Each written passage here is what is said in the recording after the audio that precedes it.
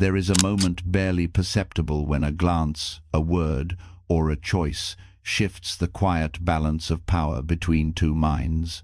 It is the whisper beneath inked letters, the shadow behind a careful smile, the stillness before a storm.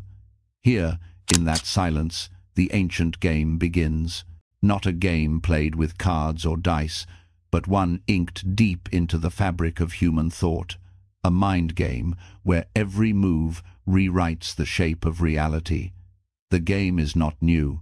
It traces back through time, whispered by figures cloaked in history and myth. Yet it is not the loud spectacle of conquest or violence that holds the secret. It is a subtler thing, the art of understanding and shaping desire, fear, and illusion, the very architecture of consciousness itself. Niccolo Machiavelli, who walked through the waking dream of Renaissance Florence, was no mere political strategist. His lessons are codes etched into the psychology of influence, rules that unfold when one can read the human soul like an open book. And here, in the quiet, we unveil that code, a reflection of what allows some to win the game of minds, again and again. To begin, you must accept a simple but unsettling truth. People are not what they seem, even to themselves. Our motives remain veiled in shadows, layered with self-deception and fragile hopes. Jung said, "Until you make the unconscious conscious, it will direct your life, and you will call it fate." This unconscious landscape is where mind games breathe. To win here is less about brute force or truth, and more about where and how you place your gaze. To see what others do not or dare not admit, their fears disguised as anger, their desires masked as indifference. Consider a moment from your own life that flicker when someone's calm exterior cracks, revealing a flicker of doubt or longing. The mind game begins where you stop at that crack. You don't rush to fill it. Instead, you listen to the silence inside it. Here resides a power that many neglect: patience. To win every mind game, you must cultivate an acute sensitivity to these subtle openings, the cracks in armor, not to exploit them crudely, but to understand them deeply. This is Machiavelli's hidden gift, the delicate mastery of timing and awareness. Yet the other player is not a puzzle to be solved like an equation. They are like a shifting story, rich with contradictions and half-told truths. Sartre reminds us, hell is other people, not because of hot-headed conflict, but because they are mirrors that reflect parts of ourselves we would rather deny. In the interplay of minds, you learn this, that every advance you make is also an invitation for resistance, for projection, and for transformation. The psychological code is a secret dance where control is not possession but fluidity, and victory lies not in breaking the other, but in bending reality so subtly that their resistance is transformed into consent. Imagine standing in a room where voices echo with buried tensions, phrases that hide judgments beneath politeness, smiles that guard against betrayal. The mind game here is a silent negotiation. It is about planting a seed of doubt or confidence inside another's mind without them ever realizing their thoughts are no longer their own. This is the terrain of influence. The crux of power lies in sowing uncertainty while appearing steady, guiding choices while seeming to leave all doors open. Like water finding every crack to seep through, the art is quiet persistence. It is the echo, not the shout, that changes minds over time. Yet, this power demands a quiet reckoning with oneself. To become a skilled player in the psychological code is to confront the dark corridors of your own mind, where ambition, fear, and desire intertwine.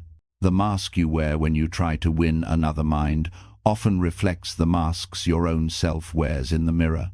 This reflection is not a flaw but a vital lens. Nietzsche's insight cuts through the surface here. He who fights with monsters should look to it that he himself does not become a monster. The code asks, are you willing to gaze into the abyss of your own manipulations, your own fractured truths, to uncover the depths where genuine power and profound corruption intertwine. In the quiet aftermath of these inner confrontations, something begins to crystallize. The mind game ceases to be a contest of domination and becomes a mirror of the silent dialogues we hold with our own shadows. Winning is no longer about the other, but about mastering the terrain of influence by first mastering the landscape within. This internal mastery folds into every gesture, every word, every silence you hold as armor or invitation. Influence blossoms not from coercion, but from a profound empathy that knows when to push, when to recede, when to appear vulnerable or invincible, like a river carving rock with patient persistence, invisible in its passage, but inevitable in its effect. And so, the psychological code reveals itself not as a secret weapon, but as an unfolding awareness, a long view of human nature and the imperceptible shifts that create movements of power beneath consciousness. It invites a paradox. To win every mind game, you must first surrender the illusion of control. Only then can you navigate the labyrinths of fear and desire with quiet intention, gently steering the currents rather than grasping at them. You are not merely a player, but a listener in this delicate game, attuned to whispers and silences. You learn to read the weight of unspoken thoughts, the gaps between words, and fold your presence into the spaces others leave open. It is not strength or cunning alone that wins, but the patient carving of understanding, a soft, relentless unveiling that reshapes minds, not with force, but with the quiet power of insight.